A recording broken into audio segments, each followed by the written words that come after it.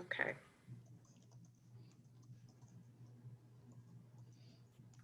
So welcome everybody to the Percolator Memory Cafe Network quarterly meeting on September 10th. It's great to have you all here. And I know folks are just joining, and that's fine. Take your time, get settled. And everyone is saying hello in the chat box. Please continue doing that. I'll go over some housekeeping, but first I should say who I am. I'm Beth Salzberg, and I work at Jewish Family and Children's Service in Waltham, Massachusetts.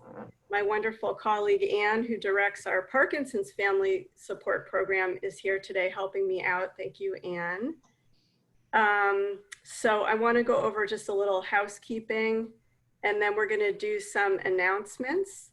And then the heart of the meeting today is going to be hearing from 4 different folks, and I will be speaking on behalf of Leanne Dowd, who couldn't be here. And we'll be hearing about 5 different kinds of virtual cafes, virtual or outdoor. So 5 different ways that memory cafes are adapting to this very difficult time that we're in.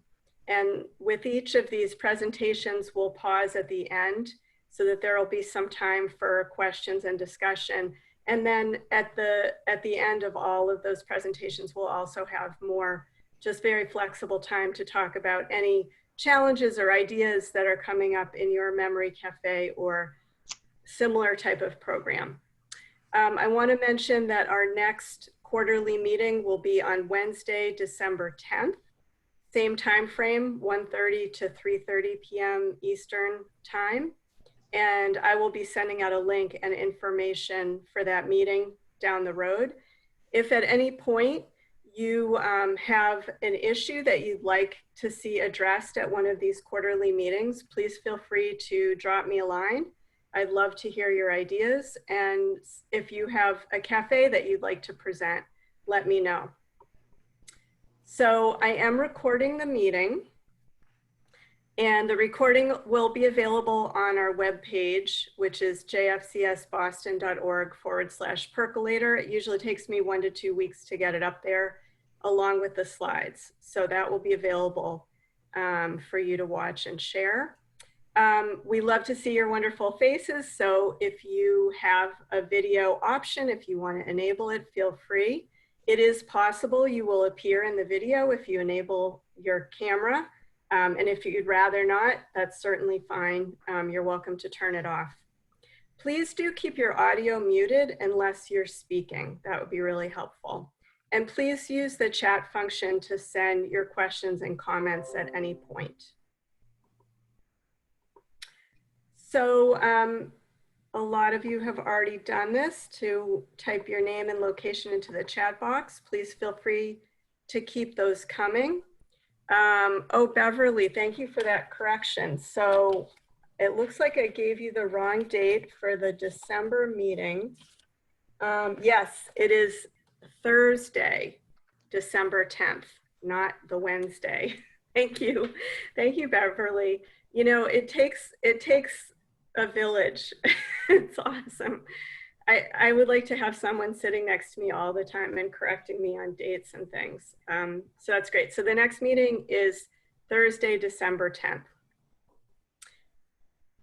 So let's move on here. So comments and announcements. Does anybody have something they would like to announce related to their memory cafe or something very much in keeping with memory cafes? And please do keep them brief if you could. So if you have an announcement, just go right ahead and unmute yourself and you can share that.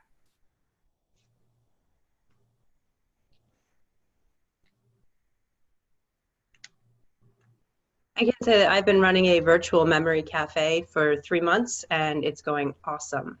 So really exciting. That's great to hear, Ariel. And you're in Franklin, is that right? Franklin, Mass. Yep. Fabulous. Excellent. Well, I hope that as we go through the meeting today, if you have thoughts based on your experience and what's working well, please do share them. That's good to hear. Anybody else? Eve Montague from the South Shore Conservatory. Hi, We Eve. are going to try our first Memory Cafe online next week, finally. So I'm very Fantastic. excited, and I'm glad to hear, Ariel, that things are working well. So I'm confident we can do this. Excellent. Thank you, Eve. This All right, well, oh, go ahead. Please go ahead. This is Angela Myers with the Library Memory Project in Waukesha, Wisconsin. We have 13 public libraries that collaborate on offering memory cafes, and we've been doing virtual since summer, and those have been going well. And then we're also doing a community book read with our memory cafe. So we chose to do this book. It's How to Be a Good Creature by Cy Montgomery. And we are providing one print or audio copy to every care couple that is interested. And we're going to have a book discussion on October 2nd. And our main discussion question is, what have animals taught you?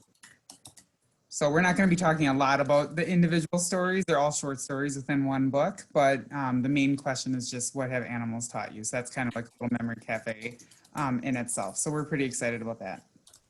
That is wonderful. Thank you so much, Angela. That's really inspiring. And it's amazing how Wisconsin has this very strong library network running memory cafes and doing so much creative development. And Wisconsin is also unique in that you have the dementia care specialists who are employed through your public health system. And it's really a model for what could be possible in other states. Thank you so much for sharing that. Anybody else? Yeah, go ahead. Go ahead, Anne. I'm Ann Dakota. I'm Director of Docents here at the Fitchburg Art Museum in Fitchburg, Massachusetts. And for the last 5 or 6 years, we've been running not what you'd call memory cafes, but in the museum, we had a program that was free to those with early to middle stage Alzheimer's or dementia and their caregivers. And we're trying to put this somehow in a virtual platform. And so I'm here to learn today and out of curiosity as well. I have volunteer docents that work for me, and we're starting to do some virtual classroom visits. So this is something that we hope to offer in some manner, and maybe it would be just visiting a memory cafe. But so I'm here to learn and see what can happen on our end. Fantastic. Welcome, Anne. It's so wonderful to see different sectors getting involved, you know, museums, libraries, businesses, what have you. I know there's lots of different sectors involved, and it's great. So I'm also seeing some announcements coming in through the chat. Lunenburg is going to have their first cafe since March coming up in September, and Natasha in New Bedford is hoping to start a virtual Portuguese memory cafe very soon, and a mini cafe at the day program. That's fantastic. That's great. Hi, Beth. Hi there. This is Gail Sinesso in the Outer Banks, and we've been doing our virtual cafe for 2 months. But I want to give a shout out to Sarah because she inspired us in our virtual memory cafes, our Gem Z's, with her bingo card in Spanish. So we developed our own Outer Banks bingo card, where instead of having numbers, we have pictures based on Sarah's work. And we do music, bingo, an art class with local collaboration with the local arts council, and chair exercise. And we're getting there, but thank you for what you're doing. Fantastic. Amazing, Gail. Happy to hear it. And we'll hear from Sarah in a little bit. That's great. So thank you all. And if you didn't get a chance to make an announcement, we'll have more time for discussion later on. So definitely put it in the chat box or speak up later towards the end of the meeting where we have more free time just to share. I wanted to announce a symposium that I'm going to be running wearing my other hat, which is that I coordinate the Dementia Friends Public Awareness Program for Massachusetts. And we're having a virtual symposium on November 10th, which is focusing on how we talk and teach about dementia in cultural and linguistic communities. Of course, we're all in cultural and linguistic communities, We're all coming from particular places and seeing through particular lenses. And the goal of this event is to think more flexibly about how we tune into different needs, different language, and support all communities around dementia. So if you're able to join us, please do. I did send out information to the Percolator list, and I'll send it again as well. Few updates that are specific to the Percolator world. So there are 2 different online directories operating that I wanted to mention. One is run by my organization just for Massachusetts cafes, and I've been in touch with most, if not all of you. We're trying to get this updated with information about virtual cafes or other ways that cafes are meeting, or if they've closed or temporarily closed. We want the directory to be up to date. So please contact me if we haven't been in touch. Dave Widerick also has been running a national directory for quite some time now at memorycafedirectory.com. And when the pandemic began, he created a virtual directory, Cafe Connect, which has been really helpful. And if you haven't visited the webpage, I definitely recommend it. He's got it set up as a calendar, and of course, people can join virtual cafes from anywhere. So people who are interested really have a wealth of opportunities to choose from. And he's just added a color coding for language. So his categories right now are English, Spanish friendly, and Portuguese friendly. I think he's taking into account that they may be multilingual cafes. And he'll add other language tabs as other cafes come online there. If you're in Massachusetts and you have a virtual cafe and you don't want it listed on the national directory, let Dave know, because Dave and we try to manage this huge amount of information by sharing our updates with each other. So I'm sending him Massachusetts updates, but if you don't want to be listed on his website, just let him know. So I hope that makes sense. Percolator Resources, our webpage is always there at your disposal. We have toolkits in English and Spanish, and meeting archives, and that's where the recording will be for this meeting. We also have a Percolator Google group, so whenever anyone joins our mailing list, I send them an invitation to this. Sometimes work email addresses will not allow you to join a Google group. I know there's sometimes some barriers that way, but if you want to be in the group and you're not, send me a message and we'll try to figure out a workaround. The purpose of the Google group is so that you can post a question or a resource or an idea and be in touch with cafe people all over the world without having to go through me. So that's what the group is for. So please do keep in touch with me. If you're not on the Percolator mailing list, you can just go to our webpage here and sign up. And by the way, those directory links are on this webpage as well. Everything really is on this webpage. So if you missed the link to Cafe Connect earlier, the easiest thing really is just go to this webpage and you'll find it there. And if you're not receiving Percolator emails, check with me. Sometimes organizational firewalls do block them. I always get bounce backs when I send out my messages. Okay, so I think that's all the housekeeping. And now I want to get to the really interesting part of today, which is to hear from cafes that are creatively adapting to this situation that we all find ourselves in. So, you know, really finding our footing. It's a very individual process. It's very, I think it's opening new doors, even while we struggle to support people who are having a harder time accessing cafes now.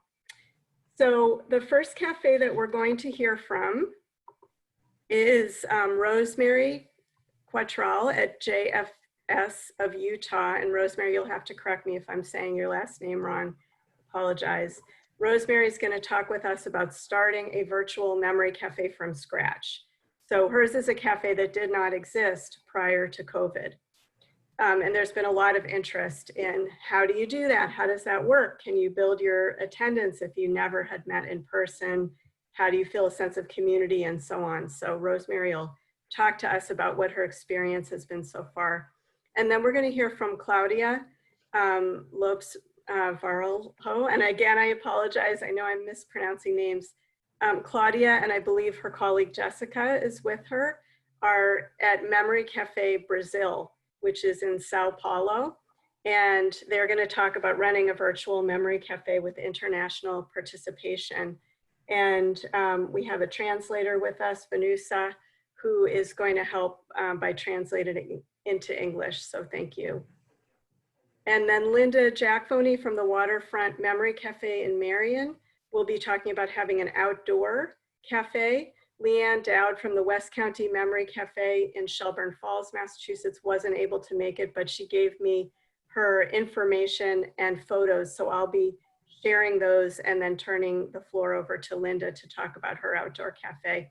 And then we'll hear from Sarah Massoud, who runs the SA Amigos Memory Cafe in San Antonio, which is a bilingual Spanish-English cafe that meets by Zoom and telephone. And then we'll open it up for more discussion. So I would love to ask Rosemary if you could unmute yourself and go ahead and talk with us about your experience starting a virtual cafe. And when you want the slide advanced, just let me know. Okay. Hi, everyone. I'm Rosemary from JFS, Utah. We're in Salt Lake City. We're a small organization. We have 15 staff members.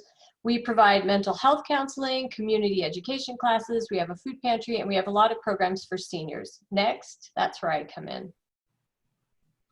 So my title is Older Adult Care Manager, and I oversee these programs. We have a music and memory program. We have 2 caregiver support groups.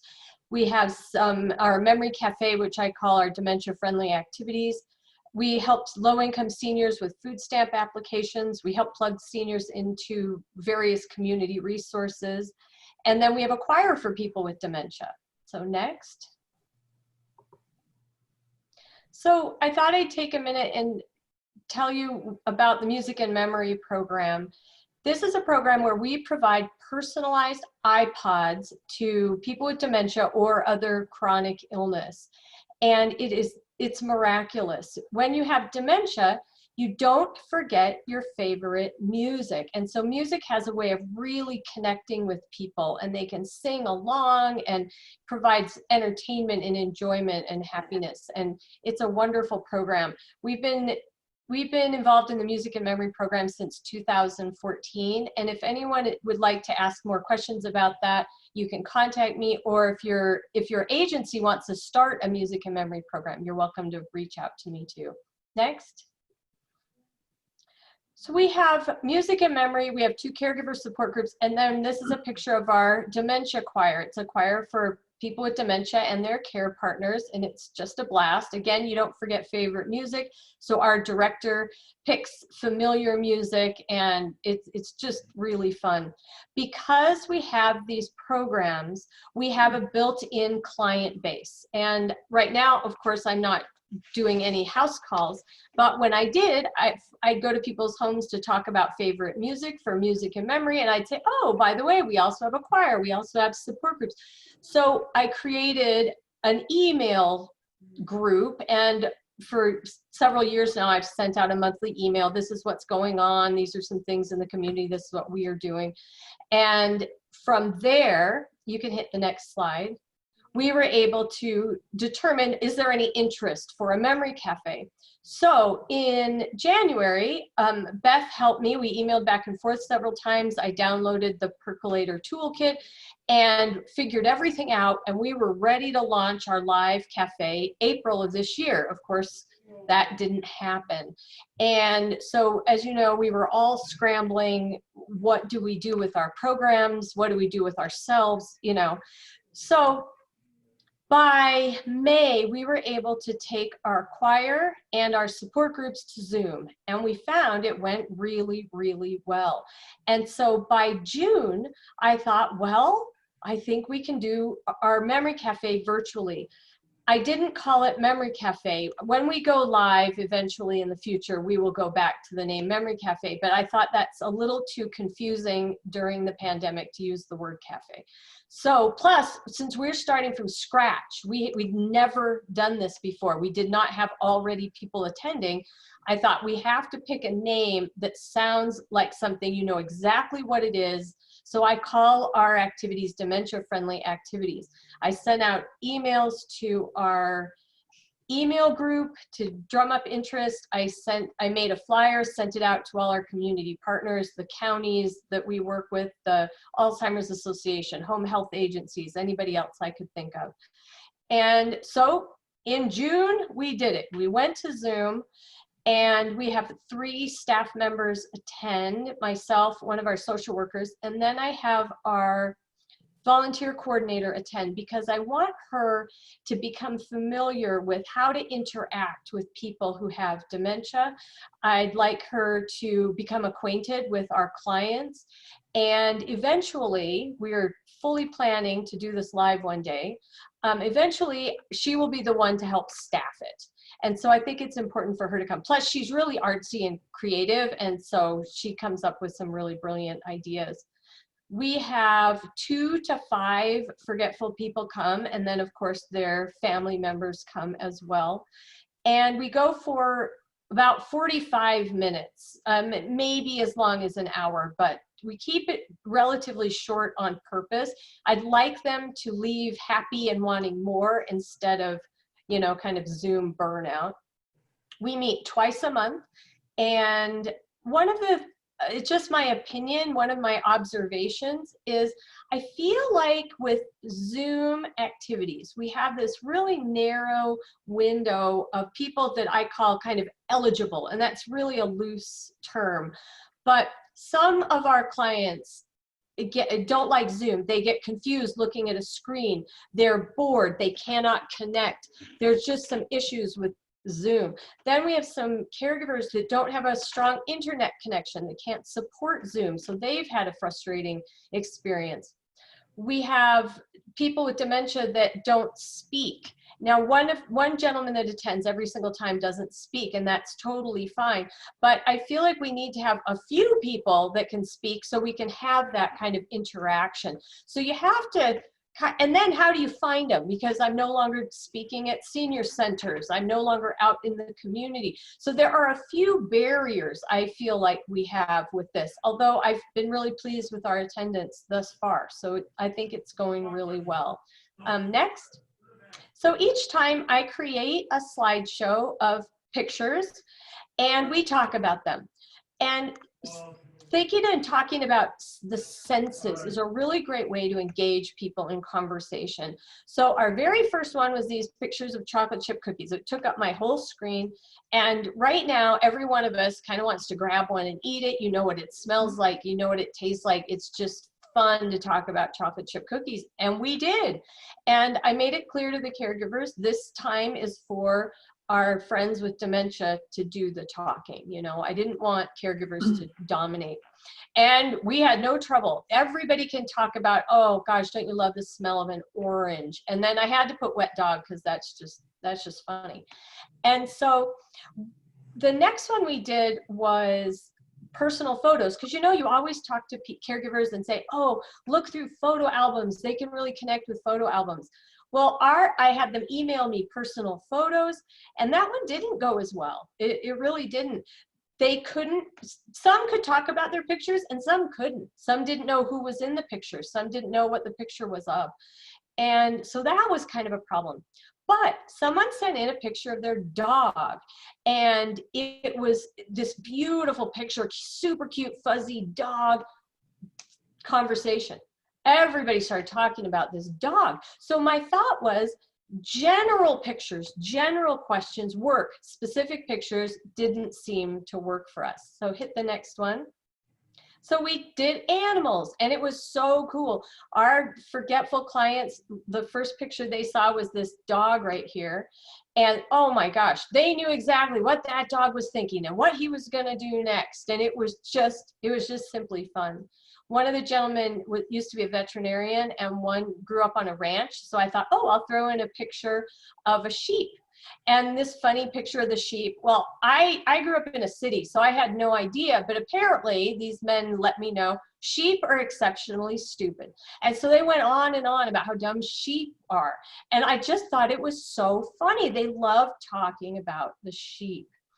And so it was just a really fun conversation. You can hit the next one. My personal favorite one that we've done, we did a couple of times ago, was TV theme songs. And I prepared it in advance, got all my YouTube videos lined up, and we just listened to YouTube videos of famous TV theme songs. These were the sampling. And sometimes you saw just a still photo and heard the music, and sometimes you saw the opening sequence of credits and whatnot. This was a blast. This did not generate conversation, but everybody was singing and moving and smiling, and it was just fun. And some of the caregivers gave, you know, stories. Oh my gosh, I remember this, you know. Anyway, it was so fun. The other one I included on this, I included one comedy set, which was Lucille Ball in I Love Lucy, Vitameatavegamin. And I can see some faces right now going, yes. Anyone who's ever seen it knows exactly what I'm talking about. And if you don't know what I'm talking about, then just Google I Love Lucy. And if you type in the letter V or even VITA, you don't have to spell Vitameatavegamin. You'll pull up a YouTube video of one of the funniest comedy sketches of all time. It is a riot. And I'll tell you, the two favorite things this day that our clients loved was the Addams Family song and the I Love Lucy piece. And so it was just a really fun day. Okay, next. So the one we did last week, I love crafts. I'm really crafty. I love crafts. And and when we're in person, we're going to do a bunch of crafts or activities or hands-on things. Virtually, how do you do that? What about supplies? And how do you make it happen? Anyway, so we thought a long time about it, and we thought we're going to decorate hats. And so I ordered a bunch of supplies. I ordered these hats. They're very inexpensive, ordinary hats. And then I went to the craft store and I bought some letters so they could put their name, and some stickers and feathers and ribbons. Anyway, and I had our volunteer coordinator lead this activity. She's really artsy.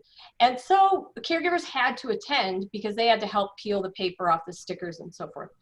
One of the gentlemen put his hat on and he didn't like it because it's not a very fancy hat, and it didn't fit. And he's like, this doesn't fit, I don't like it. Well, they decorated the hat and everybody put their hat on when it was decorated. And I watched him because I thought, oh, he may not be interested. He put his hat on. Everyone was smiling. Everyone was wearing their hats. And then it was really funny. I showed some other photographs of like Lincoln's hat and Cat in the Hat and, you know, different hats to talk about, because this didn't take very long. And then two of the gentlemen in the group started grabbing hats from their room, from their house, and just showing us and putting on all these different hats. And somebody's like, this is a Crocodile Dundee hat. And this guy's like, this is my university hat. And anyway, it was really, really fun. Next. And so what I would recommend is definitely, I put a big red circle, not to be too rude, but please try not to say, don't you remember? Or what is this? Don't you remember? They don't. They have brain damage. They're not going to remember. But open-ended questions. What do you like about this? Ooh, what does this feel like? What's going to happen next? Anything like that generates conversation. If you say, do you like it? Yes. Conversation over. But what do you like about it? What does this remind you of? Some that we're going to do in the future, famous works of art are wonderful conversation starters. You know, where did these people, where are they going? Where did they come from? Ooh, what's happening? What season is it? You know, any kind of bounce off question you can ask about famous works of art can create a story, can create wonderful conversation. I hope to do one on touch, either I don't know, grab things from my house, have them grab things from their house, or create a kit. Soft, hard, wet, light, heavy, you know, touch things. I think that would be fun. I'm really going to for sure do sports bloopers. I'm a big sports fan. I think that would be hilarious to have sports bloopers on the YouTube to watch and laugh at. And then I have not talked a lot about music. And the reason is because our choir every week meets on Zoom, and she does all kinds of, she does sing-along, she does karaoke, she does listening to music, name that tune. She does all kinds of activities and movement and clapping.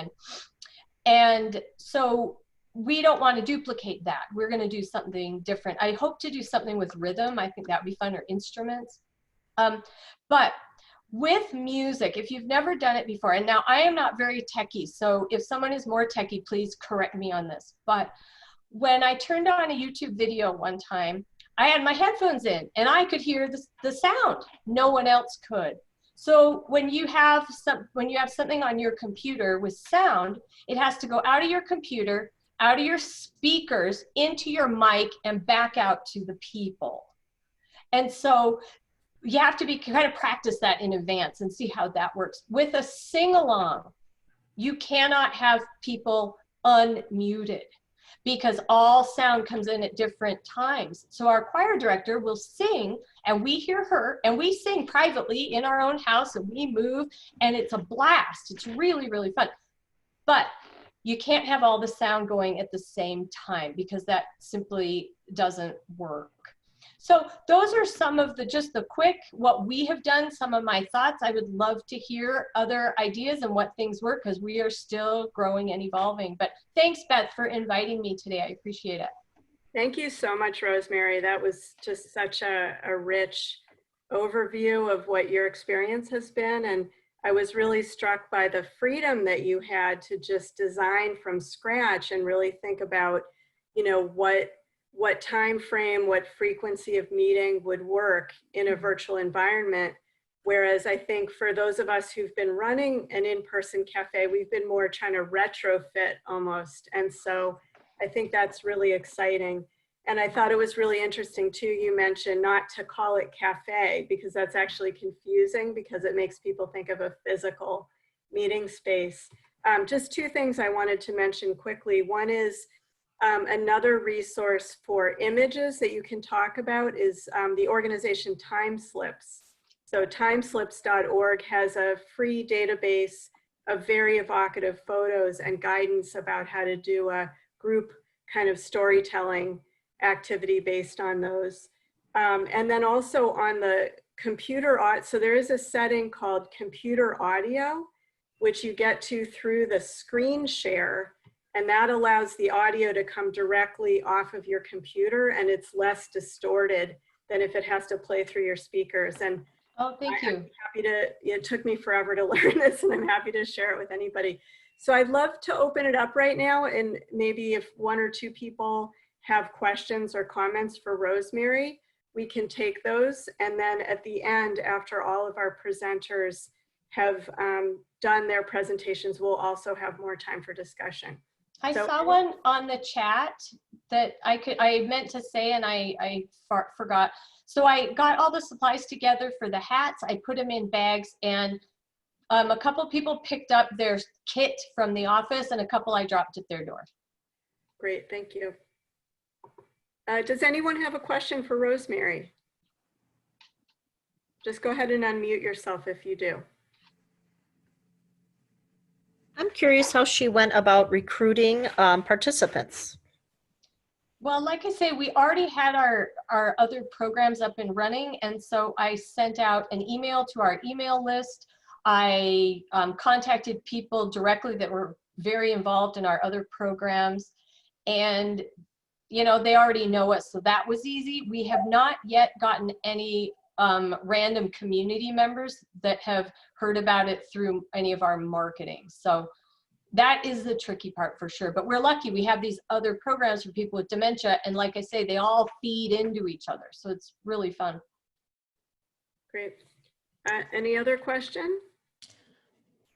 So a problem that we're running into in Indianapolis with pretty much any virtual programming is that people are really just sick of Zoom and don't want to do it. Was that an issue when you started? And if so, how did you combat that?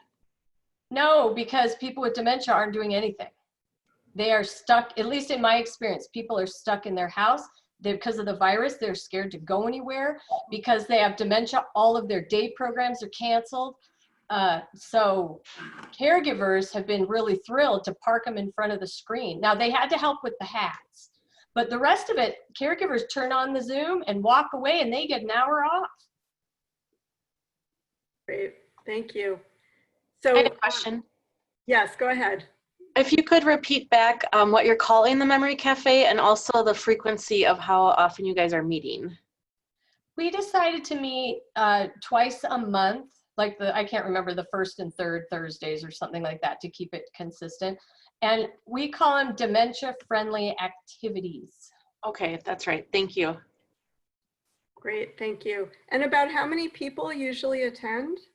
Well, of those who are forgetful, between 2 and 5, but they all have 1 to 2 people with them. And then we have 3 staff members. So, 10 or 12 total, I guess.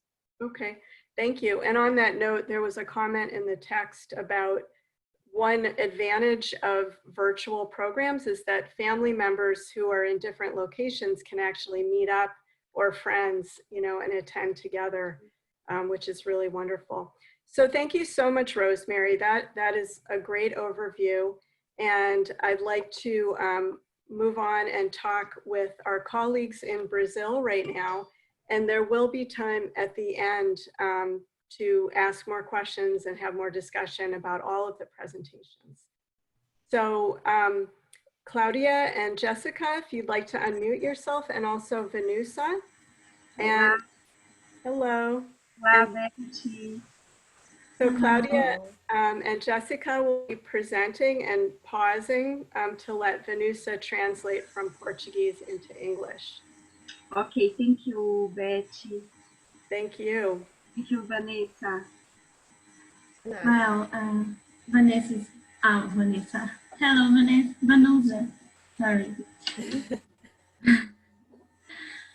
Vanusa. Meu nome é Jéssica. Eu vou falar um pouquinho sobre o Memory Café Brasil, por que a nossa razão de existir aqui, o que a gente pensou quando trouxe, né, esse projeto para o Brasil. Next. So I'm gonna talk a little bit about how we started Café Brasil, Memory Café in Brazil, how we came up with the idea of bringing it to Brazil. Segurou um pouquinho. Nós trouxemos o Memory Café para cá, para o Brasil, em novembro. Na verdade, em novembro nós começamos a estruturar o projeto, novembro de 2019.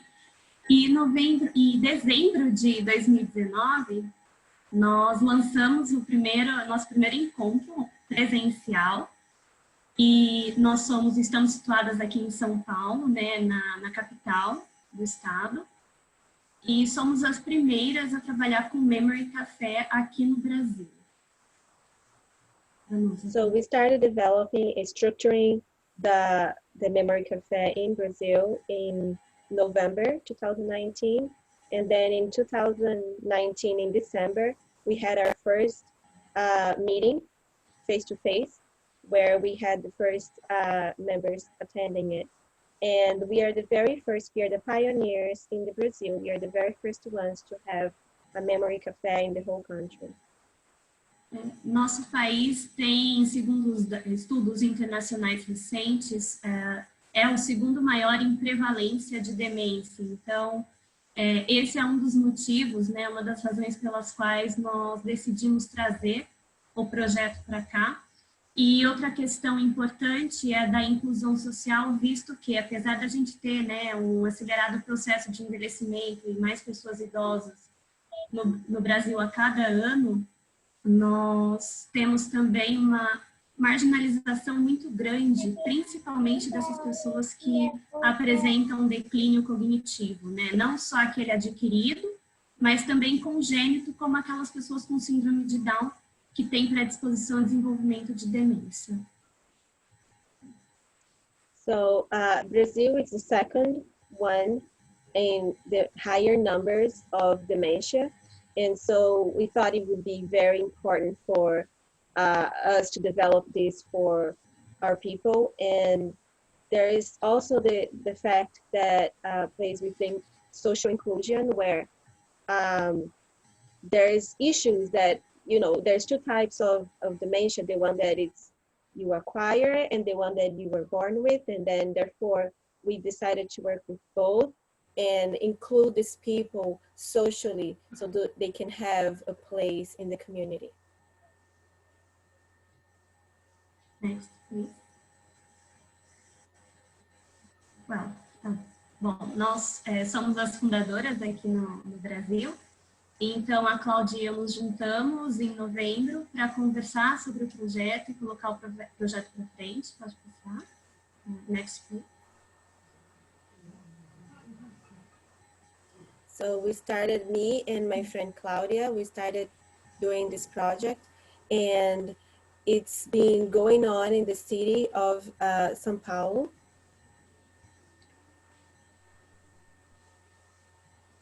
Cláudia, fala um pouquinho. Ok, hello. Meu nome é Cláudia, eu sou brasileira da cidade, do estado do Piauí, que é diferente, não sou da cidade de São Paulo. Eu sou de origem indígena e eu acho que isso vale muito a pena falar, porque é um pouco da identidade do meu país. Fique à vontade. So I am from Piauí, which is very far from São Paulo, very different. And it's something that I think is very relevant to mention is the fact that I am native Brazilian. So it's part of our country makeup. And so I represent my people and the indigenous people of Brazil. Ok. Nós trabalhamos com o envelhecimento da pessoa com deficiência intelectual já há muitos anos aqui na cidade de São Paulo. E o Memory Café Brasil, ele faz parte da nossa história no trabalho da pessoa com deficiência. I already worked with people with dementia for a long time in São Paulo, and the Memory Café Brasil is part of our history and how we have been working together, helping our community with these people that need help. Nós somos gratos pela o Dave, que tem nos apoiado há muito tempo. Somos gratos pela Beth, pelo apoio incansável da Beth, desde acho que 2013, que a gente conversa para trazer o Memory Café para o Brasil. Sou grata pela parceria da Jéssica, que é uma grande gerontóloga aqui na cidade de São Paulo e tem abraçado a filosofia Memory Café e aceitado o desafio de ser sócia comigo nessa proposta. So I am very grateful for the help of many people that have supported this project. We've been talking to Beth since 2013 to bring it to Brazil, and also to Jessica, who's been very helpful in bringing this project alive. And so we are very thankful for all of you that have made it possible for us to start Memory Café Brasil. Ok, hoje, atualmente, nós trabalhamos no Instituto de Neurociência do Hospital das Clínicas, um departamento que se chama Instituto de Psiquiatria, onde investigamos indicadores de envelhecimento precoce de demência em pessoas com síndrome de Down e pessoas sem síndrome de Down. So we worked in the neuroscience department. It's a section where we've been working with people that have Down syndrome, and also those that don't have Down syndrome also are helped in there. And it's been a very important part of this project, this place where we work at. Nós estamos muito felizes por poder compartilhar a experiência brasileira do Memory Café Brasil. Vocês vão ver que a nossa experiência ela é um pouco diferente daquilo que a gente encontra nos outros Memories Cafés, porque tem a cara do Brasil, tem a cara do envelhecimento diferenciado se comparado a países desenvolvidos. Muito obrigada. So we're very thankful for this opportunity to share with you our project in Brazil. And you're gonna notice that our project is a little different than what you will see in a traditional memory cafe project, because it has the face of Brazil and the Brazilian style. So that culture influenced our project here. Ok. Next. Jéssica. Bom, meu nome é Jéssica. Prazer estar aqui. Muito obrigada. Eu me sinto abençoada de estar aqui hoje. Eu sou gerontóloga de formação. Eu trabalho com o processo de envelhecimento. É um prazer poder colaborar com o Memory, não só pela especialização em gerontologia e no envelhecimento, mas também por poder trazer para o Memory, né, técnicas de estimulação cognitiva que possam colaborar de maneira e contribuir de maneira positiva, né, para os idosos e para todos os participantes do Memory. So my name is Jessica, and I work in a gerontologist department, and I work with people that are aging in different process, in different phases of aging. And my whole goal in my life is to help people be positive about aging and the process that involves aging. And I am very thankful for being part of this project and being partnering with you guys in bringing this project alive here.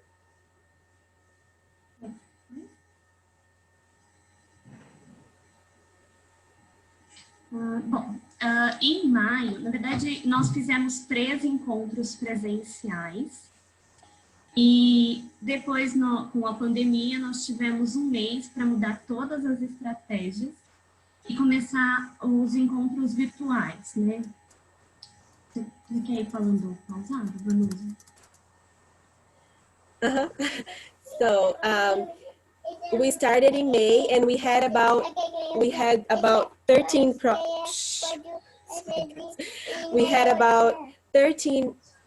face-to-face meetings, and then after that we had only 1 month to adapt everything, our strategies and everything, to switch up to the virtual aspect, the virtual style because of the pandemic. So we had like very little time to adapt, and then we continue on with the virtual style. Então, nós começamos os encontros virtuais em abril, então foram 3 encontros presenciais, e a partir de abril nós começamos os encontros virtuais. Nos encontros virtuais, a partir de maio, nós fizemos uma pesquisa com as pessoas que participaram de todos os encontros até o momento, somando 30 pessoas.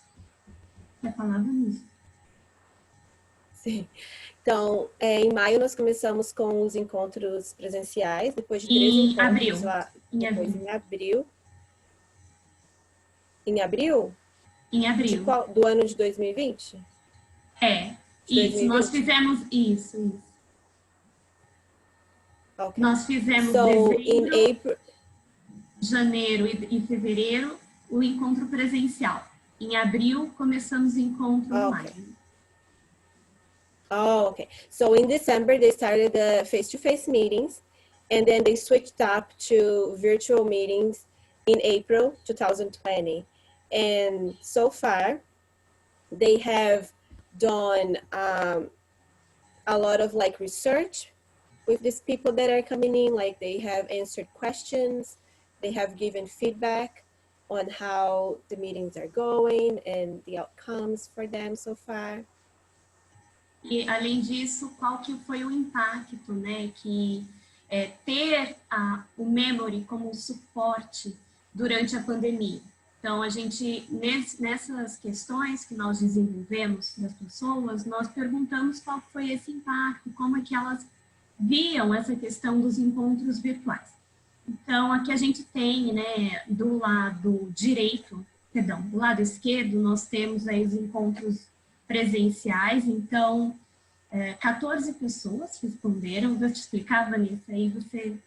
Então, 14 pessoas responderam o questionário. Dessas, 6 participaram apenas dos encontros online, ou presenciais, perdão.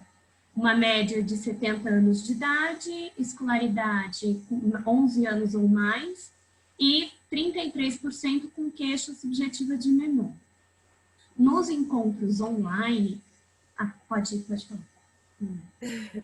So from all the people that participated, 14 people participated on the virtual meetings, and then 6 people answered the question. The 70-year was like the average, that the age, and then with an average of 11 years of schooling, and then 30% subjective memory complaint.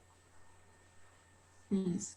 Nos encontros online, 13 pessoas participaram. Então, todas essas pessoas participaram de mais de um encontro.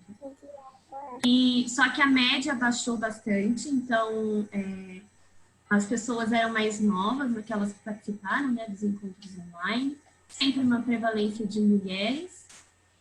Maior escolaridade. Talvez isso ajudou na questão de manusear, né, as ferramentas digitais, e menos queixas subjetivas nesse grupo.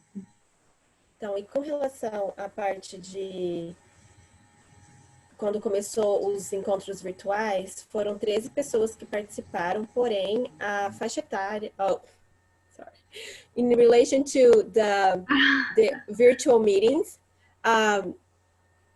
13 people started participating online virtually. However, the mean for age dropped a lot. Instead of 70 years, was 57. And there was always a majority of women in all the meetings, both face-to-face and virtually. And they were also had more schooling, and they had a lower percentage of subjective memory complaint.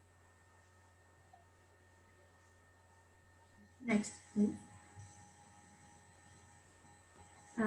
Bom, aqui nós temos algumas fotos, né, dos nossos encontros presenciais. Esse foi o primeiro encontro que nós tivemos. So some of these are pictures of the face-to-face meetings, one of the first meetings that we had. Next, please. I'm sorry, let me go back one. Okay. Esse foi outro encontro, então a gente tem bastante dinâmica, né, na mudança das pessoas conforme os encontros, né? A gente tem aquelas pessoas que elas permanecem fixas, então elas estão conosco desde o primeiro encontro, mas também nós temos essa mudança de pessoas. Então, conforme a gente vai mudando, bom, conforme íamos, né, porque agora a gente não está fazendo os encontros presenciais, mas conforme nós íamos mudando os locais, a gente ia atingindo novas pessoas. So we always had the people that were regulars, they were coming every meeting, but we also had a lot of people coming and going as, you know, we had the meetings.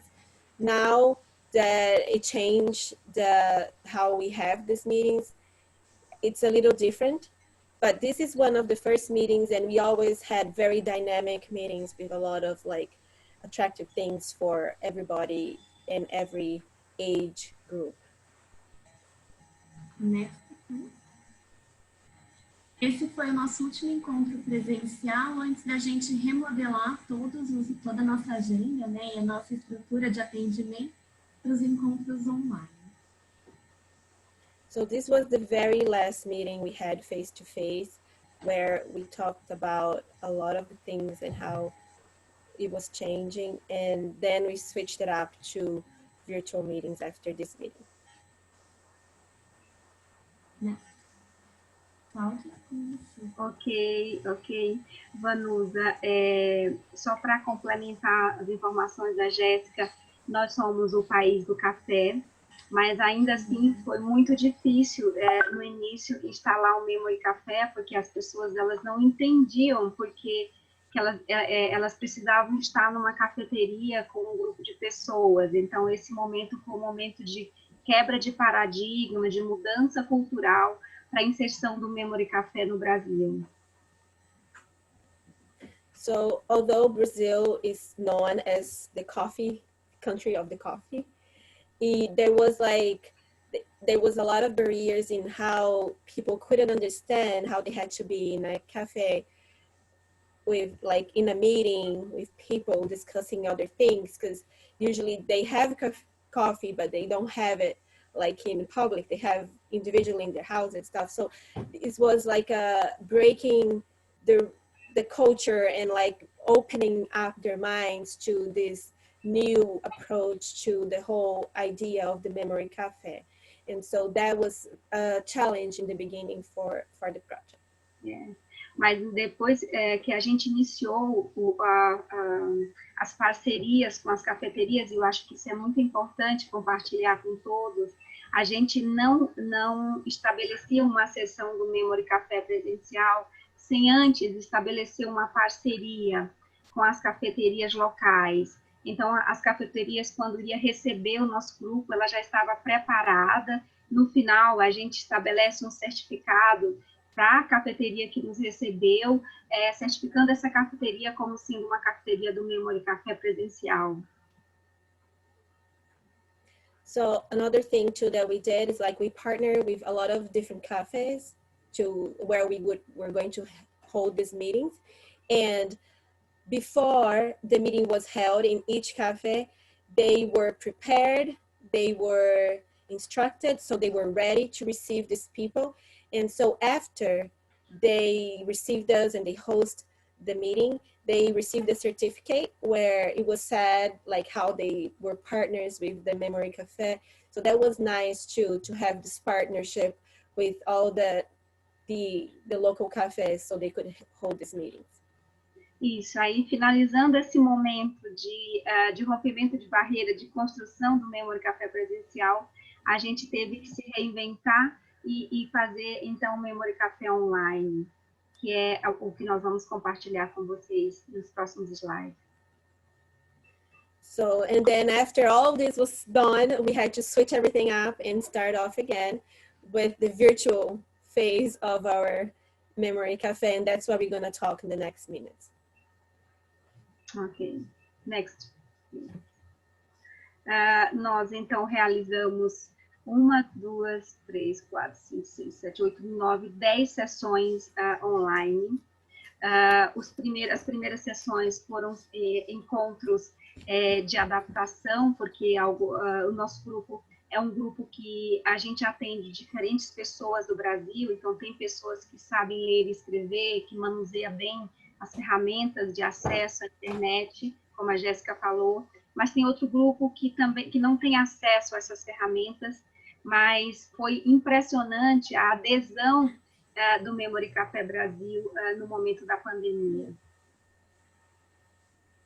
So we had in total so far 10 virtual meetings, and we had very different people attending this meeting from different walks of life. Like some barely had the ability to read and write, and others were well educated.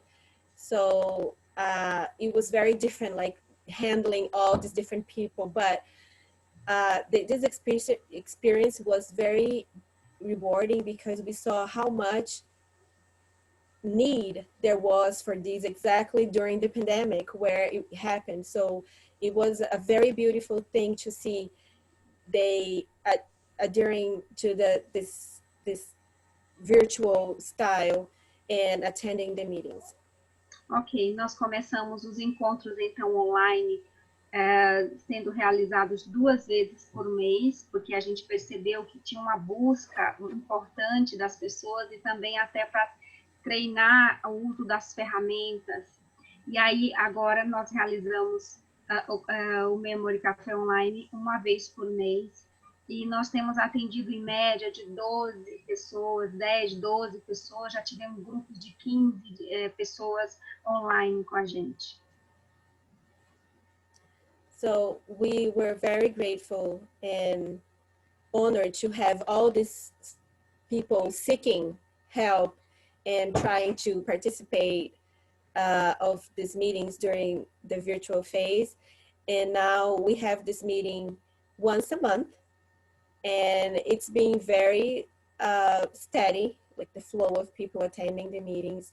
And we've been able to deal with like a lot of different people from different, and reaching out like further out because of the virtual style. Okay, next please. Então, o Brasil é um país grande e um país multicultural. Então, nós conseguimos, através do Memory Café Brasil, atender num total de 76 pessoas do nosso país, sendo que as pessoas que frequentaram as sessões eram pessoas do Piauí, do meu estado de origem, do Rio Grande do Sul, São Paulo e Santa Catarina. Então, o Memory Café Brasil começa a ser disseminado em vários estados do Brasil. So Brazil is very multicultural and it's a very big country. So far, we've been able to help out 76 people from Piauí, which is in the north, Rio Grande do Sul, which is in the south, and Santa Catarina also is in the south, and São Paulo is southeast. So we've been reaching further out, and it's been very rewarding to reach all these people from different parts of Brazil. Okay, next, please. O Memory Café Brasil, ele tem a gente preconiza muito a produção científica, então as atividades que a gente realiza de estimulação cognitiva, elas são atividades baseadas em evidência, então a gente valoriza muito a produção científica e nós temos produzido ciência, e mesmo em tão pouco tempo, através do Memory Café Brasil. Esse ano nós participamos do maior congresso, o Congresso Internacional de Alzheimer, e foi um momento muito importante para o Memory Café Brasil, porque a gente pôde apresentar os dados do trabalho que a gente já executa aqui no Brasil. So we based all our dynamics, everything that's done within the meetings and in relation to the Memory Café in Brazil, we based it in science, in evidence.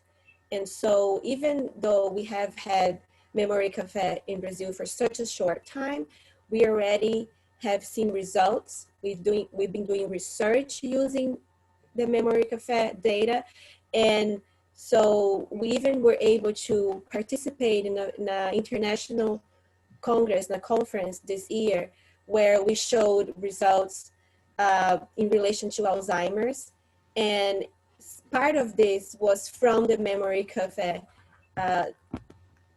results and everything that it has given us in terms of like numbers and research. Okay, next, please. Próximo, por favor. O Memory Café Brasil hoje, as sessões, os encontros são divididos em 2 momentos. No primeiro momento, a gente oferece a estimulação cognitiva. Então, a gente seleciona temas específicos para trabalhar habilidades específicas da cognição. E aí, em seguida, a gente deixa o restante do tempo para a estimulação da comunicação e da interação social. So we divide our meetings in 2 different parts. The first part is stimulation. So we base our interactive activities in scientific evidence, and we do stimulation of the brain, and we interact in that sense. And then the last part of our meeting, it's reserved for social interaction and communication, how to talk and communicate in this context of memory loss. Ok, próximo. Nós criamos o grupo também no WhatsApp e eles interagem entre eles, né? Isso é bem legal. Sim, sim. We also created a private group in an app called WhatsApp, which is very popular in Brazil, by the way. So they interact a lot and they talk a lot, and it's very rewarding to see them talking and interacting with each other in the app too. Ok. E a inclusão digital tem sido muito importante para o Memory Café Brasil, porque muitos dos nossos idosos, eles não sabiam usar as ferramentas digitais e eles sentiram muita falta disso durante a pandemia. E nós habilitamos essas pessoas através do Memory Café Brasil, e hoje nós temos praticamente, não posso dizer a porcentagem, mas a maioria deles já fazem uso das ferramentas digitais e já estão incluídos socialmente nas mídias sociais. So in the beginning of our meetings, when it was face-to-face, we had a lot of our attendees that had issues using digital tools in their daily lives, and we were able to habilitate them and teach them, and that came to be a very useful thing that we did, because during the pandemic, they were able to use this knowledge that they acquired through the meetings to communicate and to continue on attending the meetings and using this for their lives too. So it was very rewarding to see this result that we didn't know what was going to happen, but that happened when the pandemic hit. They were able to use these tools in their daily lives. Ok, próximo, por favor. Então, o Memory Café Brasil hoje ele está nas redes sociais, então a gente tem o suporte das redes sociais, das mídias sociais. So Memory Café is also it's on social media, so people can also get to know about Memory Café through social media. In their Memory Café is represented in very different platforms. E é por meio delas que nós promovemos todos os nossos eventos, toda a nossa trajetória. Então, cada vez mais a gente tenta fortalecer nossas mídias sociais para que a gente consiga, por meio delas, atingir o maior número de pessoas possível. And it's through all these platforms that we've been able to reach people out and to promote Memory Café in Brazil. And this has been very helpful. We are trying to always implement these platforms and always update it so that it has always very current information there for everybody that looks for it or sees it on social media. Ok, próximo, por favor. Então, basicamente, essa é a nossa página no Instagram. Então, através dessa página, a gente consegue divulgar bem o que a Jéssica falou, os nossos trabalhos, as nossas intervenções. So this is our Instagram page, and we are always promoting it there. We always have current data and information there for everybody to check it out. Ok, próximo, por favor. Nós temos hoje 3 voluntários. Nós temos, então, uma pedagoga, que trabalha com a gente, uma personal stylist, e temos também uma jornalista. So we have 3 volunteers today working with us. Somebody that's in education, one that's a personal stylist, and also a journalist that helps us out at the project. A personal stylist, Vanusa, ela tem um trabalho em parceria com o Memory Café Brasil que se chama-se A Roupa Falasse, onde as pessoas do Memory Café têm encontros com ela uma vez, de vez em quando, para falar da experiência que as pessoas têm com suas roupas ao longo da vida. So the personal stylist, she has, once in a while, she'll meet the members of the Memory Café, and she has a project that it's in partnership with Memory Café that's called If Our Clothes Talked. So once in a while, she will schedule appointments with the members of the Memory Cafe, and then she will just talk to them about their experience with clothes throughout their lives and forward. Ok, próximo, por favor, a gente já está finalizando. Então, é só para a gente agradecer, né? Já é o finalzinho, né, Gé? Essa é a última. Isso. Nós, então, nos sentimos honradas de fazer o Memory Café Brasil. O Memory Café Brasil é um projeto que se fez de muito sonho, de muita determinação, de muita vontade de incluir as pessoas. E a gente acredita que nós estamos vivendo os primeiros momentos do Memory Café. O Memory Café não tem nenhum ano, vai fazer um ano em dezembro. E a gente pretende alcançar o Brasil inteiro através do Memory Café, gerando novos multiplicadores do Memory Café Brasil em nosso país. So this is our last slide, and we just wanted to thank everyone for the support that has been given to us. And also, we know that this is just baby steps for Memory Café Brazil. Our goal is to reach out the whole country and reach all the other parts of Brazil that might need.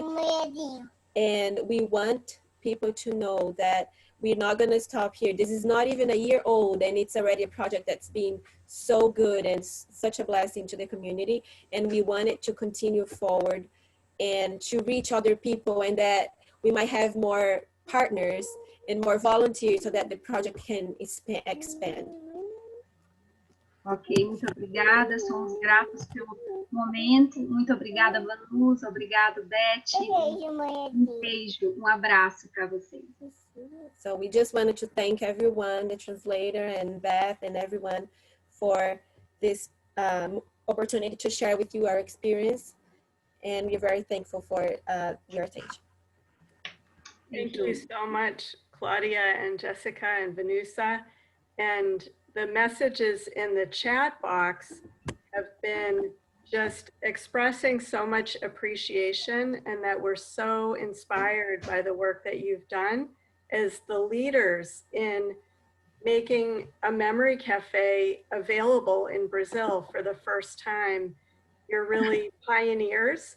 And then you had to change the format completely to virtual. And it's just beautiful to see these pictures and to see the work that you're doing. Thank you, Beth. Thank you. So I wonder if there are one or two questions for Claudia and Jessica.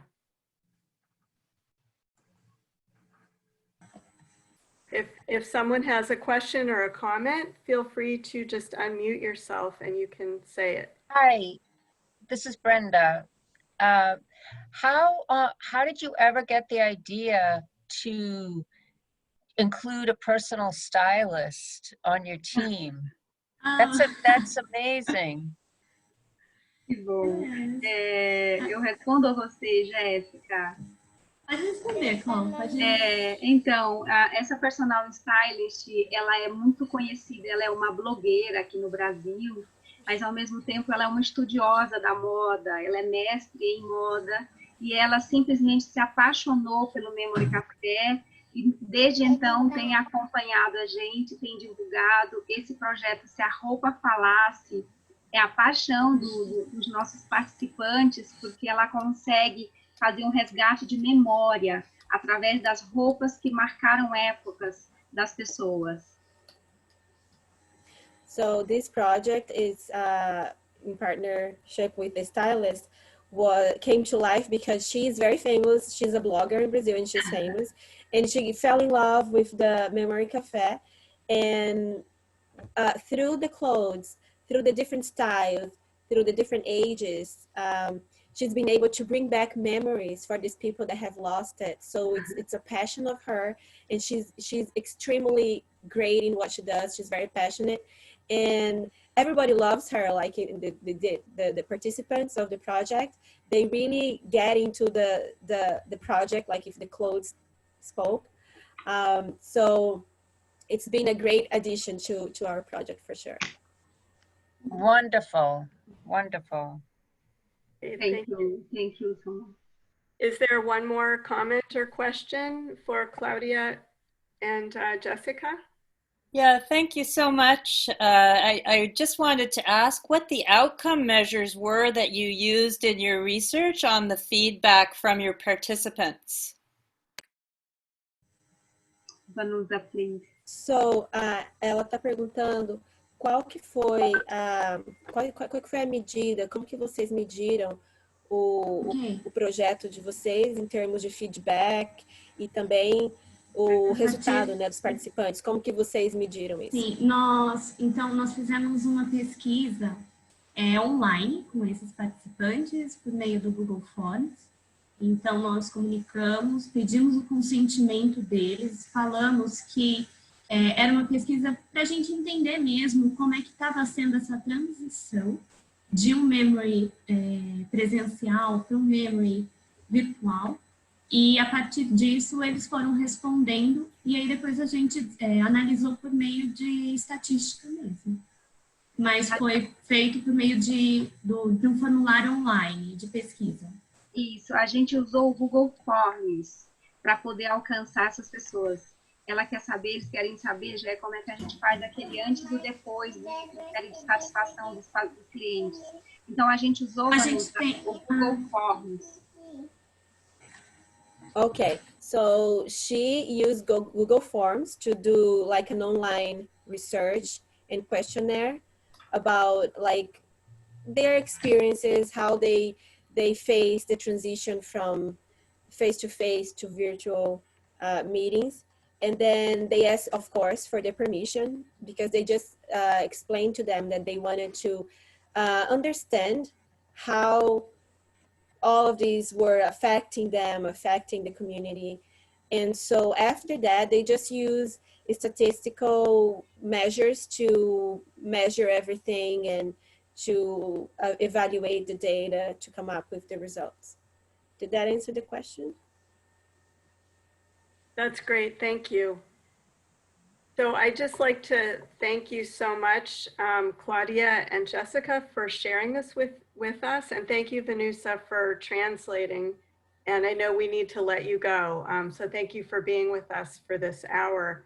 And, you know, just one other wonderful aspect of Memory Café Brazil is that the information about their cafes is available on the Memory Café directory, Café Connect. So I know there are Brazilian immigrants in our area who have been participating, and that's just a wonderful opportunity for them. So thank you so much for your amazing work and for sharing that with us. And we're going to go ahead and change gears and talk about outdoor cafes. And then we will be talking about the SA Amigos Cafe in Texas. And then hopefully we'll have a few minutes at the end for more discussion. So we're going to take a quick visit to 2 outdoor cafes. And I'll just put on my travel agent hat here and say, look at how stunning these communities are. Shelburne Falls and Marion, both in Massachusetts. So Leanne Dowd was not able to be here, but she shared her information and slides with me. So I will go over these with you briefly, and then I will go ahead and give the floor to Linda, who will be talking about the cafe in Marion. So the West County Memory Cafe is in Shelburne Falls, Massachusetts, which is very rural.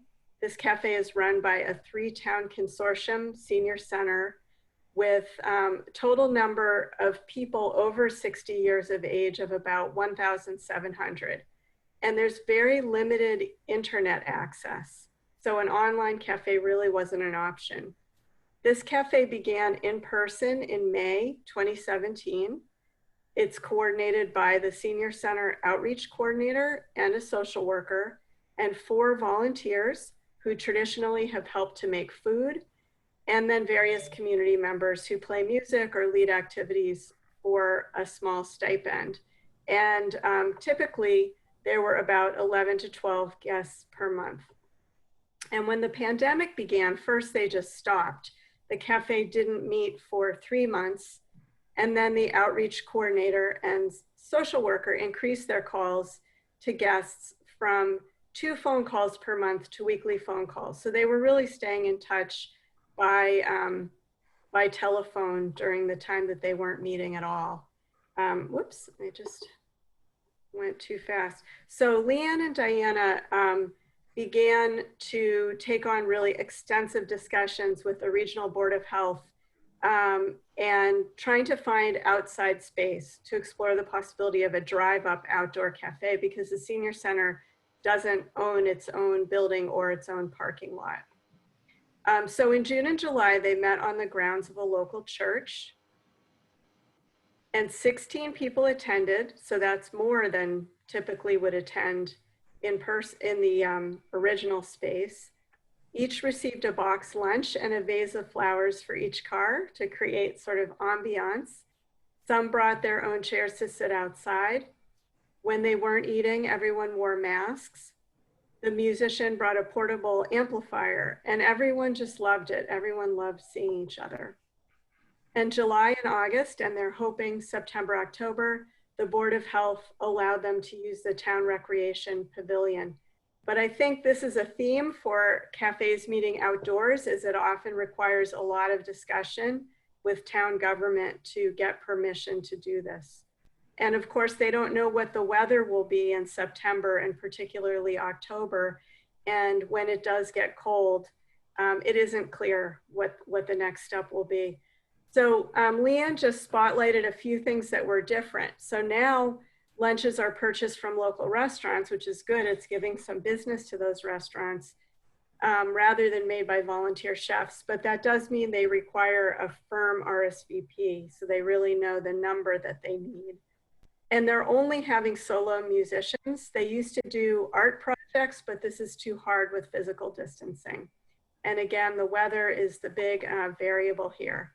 So with that, I would love to ask Linda Jack-Boney from the Waterfront Cafe in another beautiful location, Marion, Massachusetts, to tell us what their experience has been, and then we'll open it up for a few questions on the theme of outdoor cafes.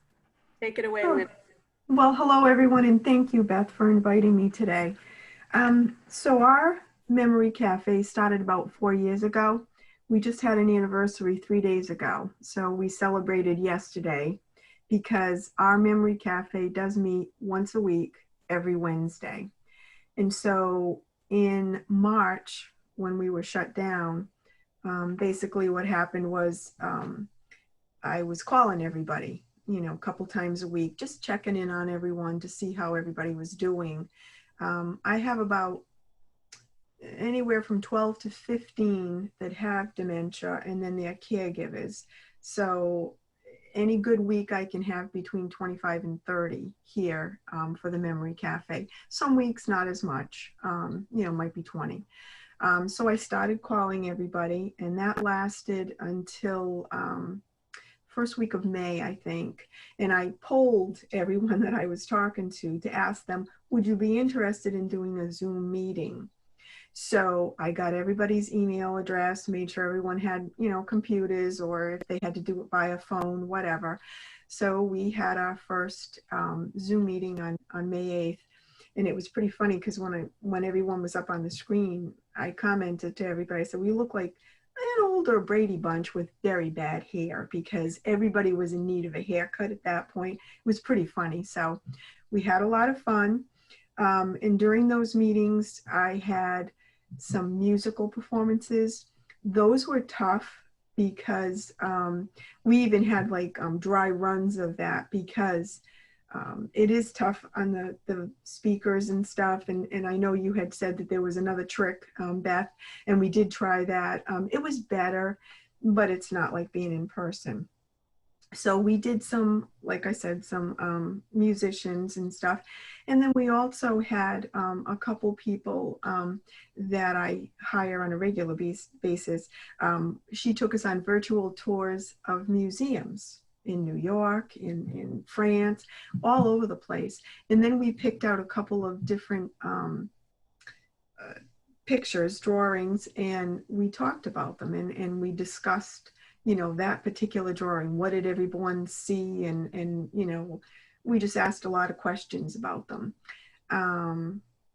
We also, we just had a couple of memory cafes where we just talked to see what everyone was doing, how their families were doing, stuff like that. So then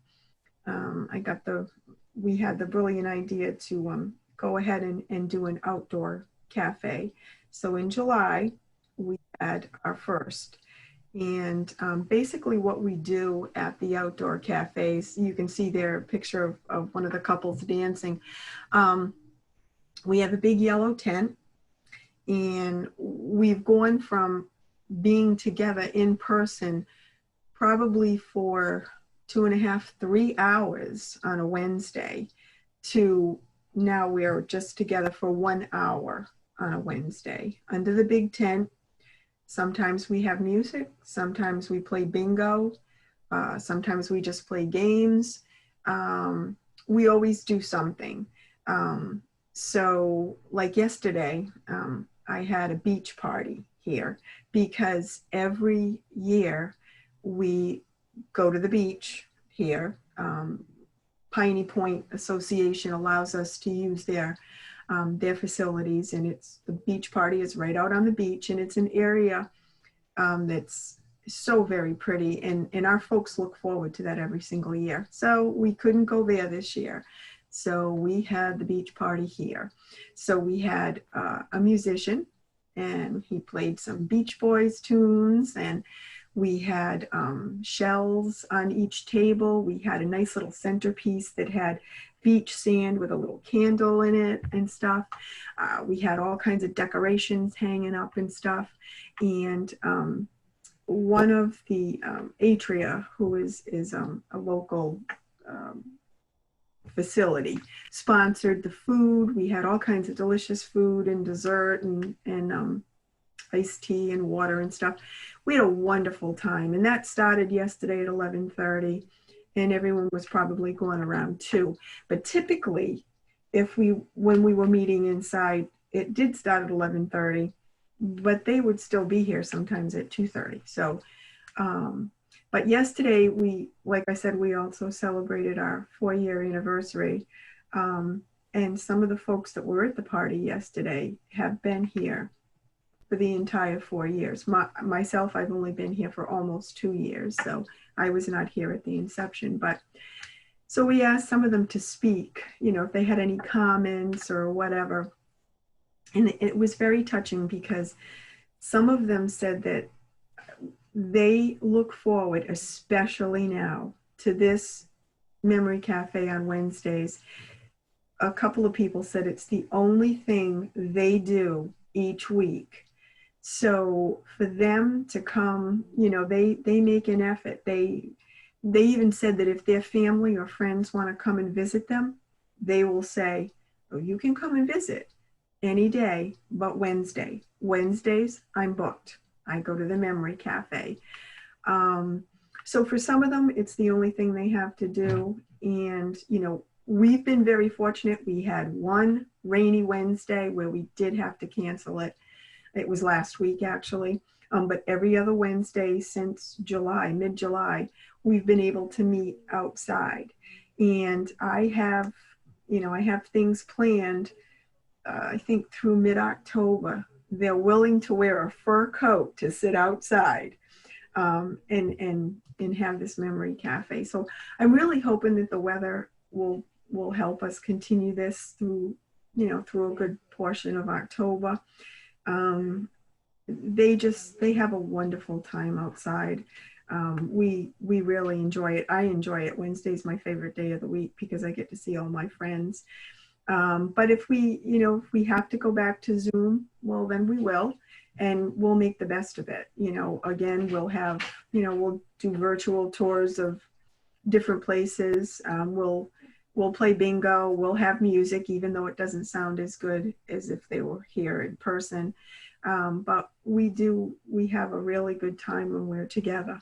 If anybody has any questions, I would be happy to answer them. But again, these people really look forward to this. And we did notice a couple of people that do come, they've kind of gotten very quiet, and this has really taken a toll on them.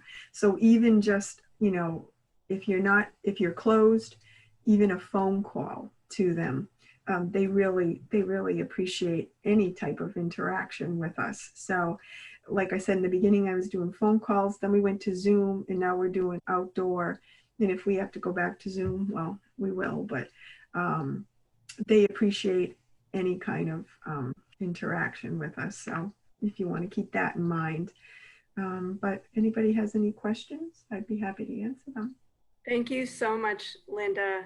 It's very inspiring to hear how much of a priority it is for your guests to have this as a place to go, and how flexible you are being to make sure that there's a way that they can continue to participate.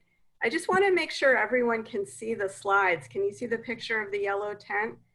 Because I did get a message in the chat that somebody wasn't seeing, I think, seeing the screen. Somebody want to just give me a head nod? Do you see the slides? Okay, perfect.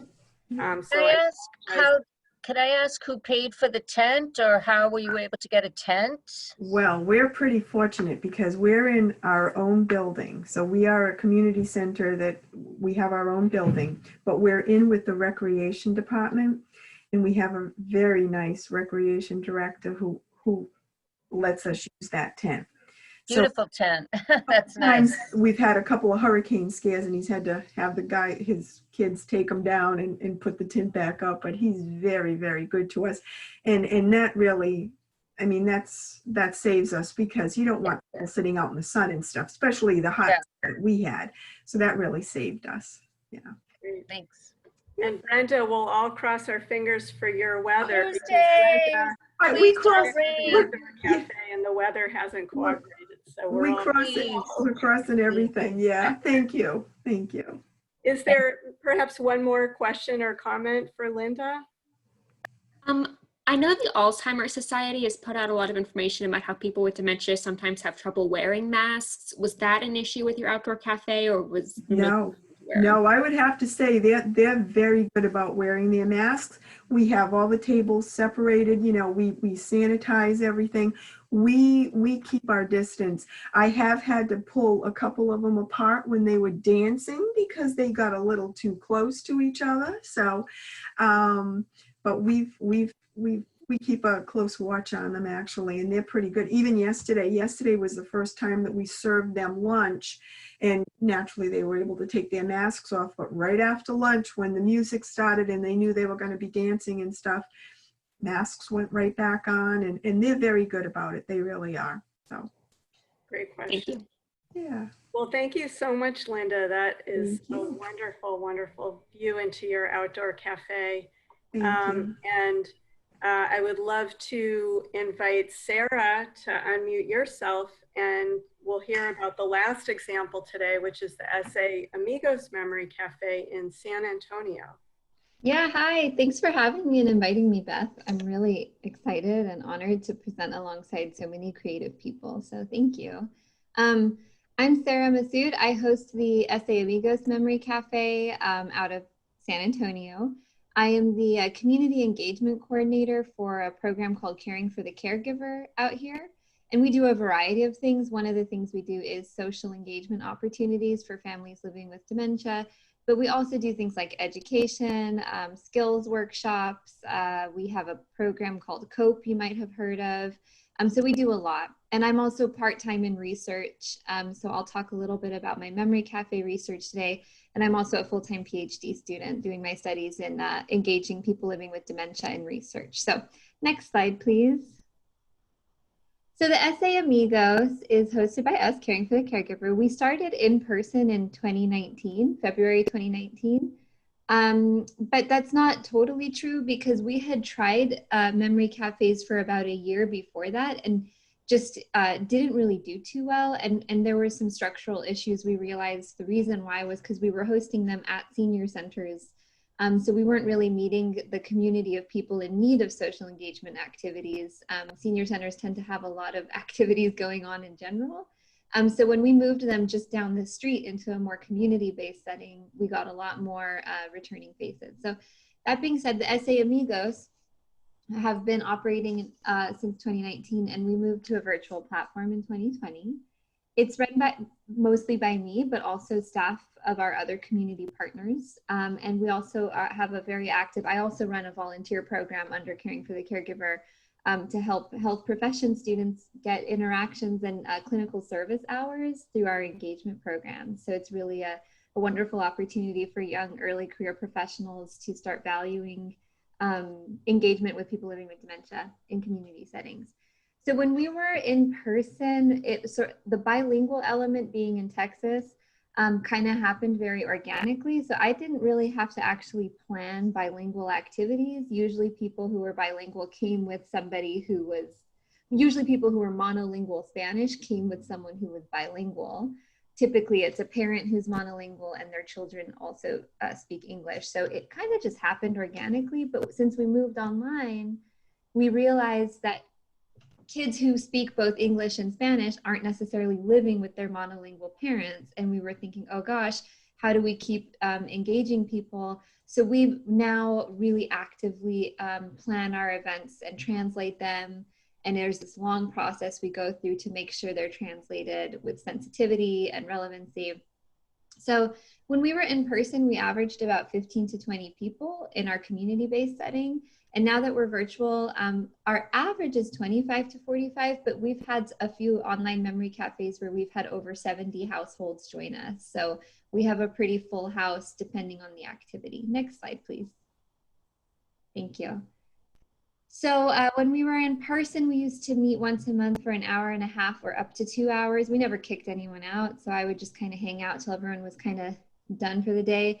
But now we try to keep it to an hour. I don't know if like how visible I am, but I get up and I stretch a lot. So while I'm presenting, please feel comfortable to get up and stretch. Sitting down is not very fun for me. So we just keep it to an hour. And I usually have people do some stretches or some deep breathing in the middle of our activities too. So we're open nationally now. I sent an email to the Dementia Friendly America Network. So if you're part of that, you'll receive an invite. Anyone here at the Percolator is absolutely welcome to join us at our Memory Cafe. Please share it with your families. We typically don't cap activity registration, but depending on if we have guest facilitators, we might ask them if they're more comfortable limiting. So, you know, however many spots are listed on Eventbrite is however many people can attend. We see a cohort of people that have come from our in-person and have been really loyal through in-person and on virtual. We also have new loyal faces since virtual, since April, who have attended every month. But very exciting, we have like a lot of new faces. Last month we had, or 2 months ago, we had someone join us all the way from France, and she joined, and that was really cool because we had international representation. So that was fun.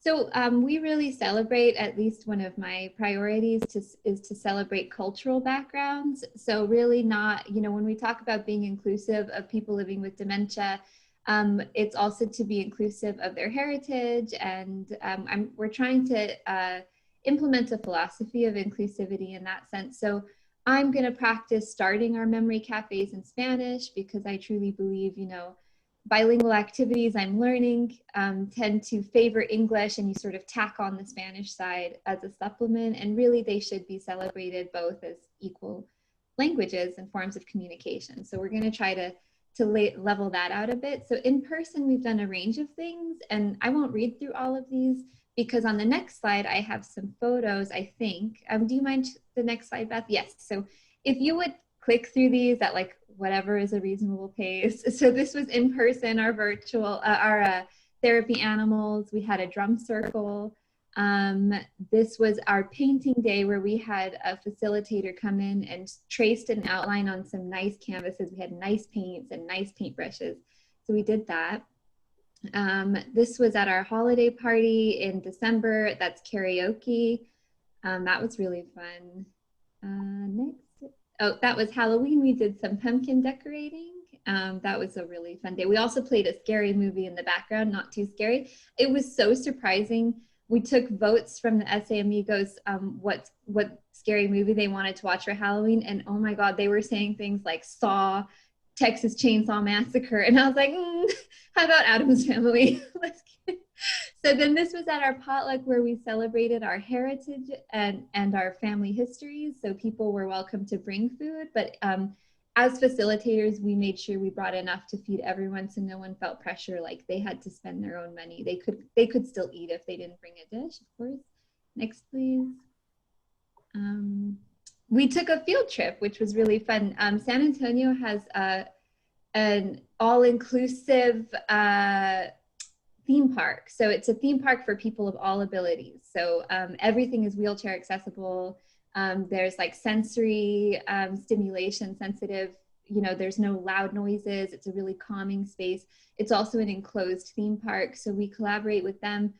There's no fear of losing your loved one living with dementia at this theme park because it's enclosed and it's staffed by people who are living with different abilities. So it's a really wonderful place. So we took a field trip out there. That was really fun. Next, please. This was our last in-person memory cafe in February. So the pandemic was declared in March. February, we had a Valentine's Day. Doesn't it make you feel weird to see people so close together? I'm getting nervous just looking at it.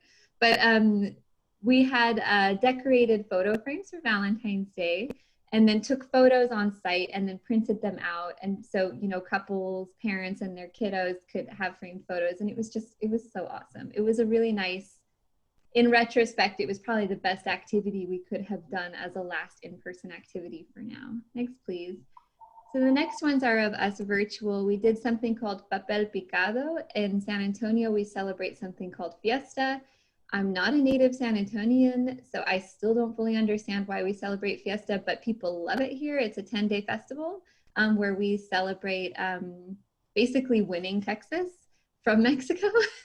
And so I'm still a little confused about that. But we do cut out paper flags, and that was really fun. And we had guest facilitators. Actually, the people who facilitated that do art with children in cancer hospitals and people with terminal illnesses. So they were really well equipped to work with a vulnerable population.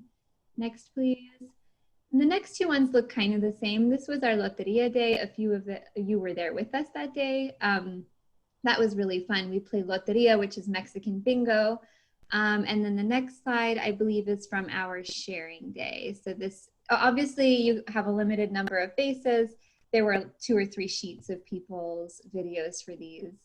So we had a creative conversations day. So that's us. And you're welcome to be an SA Amigo too. Next, please.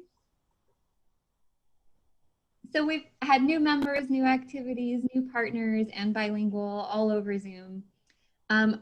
Essentially, our funding was unaffected. We're very privileged in that I'm paid as part of my job to coordinate this, but I'm not going to lie, since going virtual, it's been so much more work because you have to think of a lot ahead of time. I see Beth nodding. It just takes a lot of work to do things online.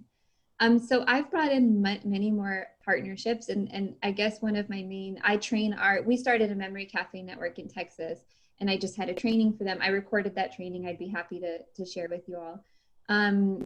I train them to not be territorial, so to make as many partnerships as possible or that make sense, because you don't lose out. I don't think anyone loses by having more partners. So we've expanded with partners in Rio Grande Valley, which for those who are not from Texas, they're about 3.5 hours south of San Antonio. They're on the border, and they represent a much more vulnerable, marginalized community of people. There's a lot of colonias. I don't know if you're familiar with that term, but there's large populations of people who live essentially off the grid with no plumbing, no electricity, no telephones, any of that. So we have partners who connect with those communities through community health workers. So we're trying to get them to, start their own memory cafes for more marginalized and vulnerable Spanish-speaking communities there.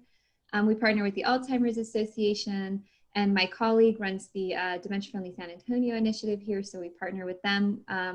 Anyway, so some of the challenges is that our original partnership, which was Jefferson Outreach, we no longer can partner with them because really their end of the deal was the physical space, and they don't really have the capacity to do virtual. They are a transportation program for homebound and isolated seniors. So it made sense in person. They would actually pick up isolated homebound seniors and bring them to our memory cafe. And now since we're virtual, we've had to drop that partnership, which is sad, but we still promote each other's events. And then the logistical challenges. So we do, in my planning, I try to plan events that are welcomed for telephone also. So if there are people who can only join over the phone, in my planning of events, like it's not going to be the most robust experience over the phone, but we try to do our best by repeating things. I try to with my co-hosts, and I always try to have a couple of co-hosts for the memory cafes so they don't get tired of just me. And we will repeat things like, oh, I see Arturo's wearing a hat with a fuzzy red whatever on it. That looks really, and so we try to use a lot of verbal cues. So if people are hard of, you know, if they can't see very well or if they're on a phone, they still feel sort of part of it. And we always make pauses to invite people who don't have activated cameras to speak as well. Next slide, please. So logistics and tips, like I said, it takes a little more work to facilitate organic, meaningful engagement. It's really easy for me to do what I'm doing right now, which is just talking at a bunch of silent people. But then when you're when you think of an in-person memory cafe, the most meaningful thing is not that necessarily the connection between you as the coordinator and the people living with dementia, but it's the connection between people living with dementia and caregivers. And that was always my goal in person. Doing that online is really hard, especially with a bilingual. You'll see in this visual, which might be small for you all, sometimes we have a couple joining on one computer, but they only speak Spanish. Sometimes we have people joining over the phone, you know, so trying to make that organic connection between families is really hard. And I'm not an expert, but there are some things that I do with each activity that if you always have that at the forefront of your mind and that's your main goal, your activities will come out to be a lot more meaningful. So an example of something I do with our creative conversations, which is I kind of crowdsourced on Facebook some prompts for people who wish they could have asked their grandparents living with dementia. I'm younger, I was a caregiver for my grandpa, so most of people in my network are my age caring for grandparents living with dementia, but what's something you wish you could have asked them? What's something that you would like to ask, you know, and so we came up with these questions, and what I did was encourage people to read the prompts. So instead of me reading them, someone else could, or encouraging, instead of having our translator, our co-host who translates, translate, we'll invite people who are bilingual to translate, which would make people feel a sort of sense of pride that they could also translate for others and celebrate their language. It's quite fun, and you can do creative things with your activities to try to foster this. So I use Eventbrite for registration. I know that not everybody does registration for their memory cafes. I like it. I didn't in person, and then it's something I started doing virtual because I can send instructions for activities through email. I can send reminders. It just seems to make more sense to take registration online. But that being said, I also allow people to text me if they want to come, and I'll just send them the link directly. I'm not really strict. I don't think that memory cafes are for gathering data. I am doing memory cafe research, but that's not the point of the memory cafe. So if they want to just send a link to a buddy, that's fine. I'm not going to be mad if someone just pops in. So next slide, please. Sorry, I don't know why this one, can you just click one more time? I don't know why that did that. So I have volunteers, and one thing I love is including my volunteers. They're better than me at most things. So I work in a school of nursing. So we have these nursing students and occupational therapy students, PT students, they're just all phenomenal. And we had a really robust volunteer network where I would train them, you know, every semester and have them involved and in person. But since we went virtual, it's just really hard to have opportunities for volunteers. So of course they're welcome to join the event, and I will still sign off as volunteer hours for them just to join. But in terms of planning, I invite them to monitor the chat box and engage with people through the chat box. I have a Google phone number. So if somebody needs technical assistance and they can't seem to log into Zoom or something, either in the days upcoming or the day of the event, they can call my volunteer on a Google phone and they'll help them walk through the technical side of things. I also have a work group to help me plan activities.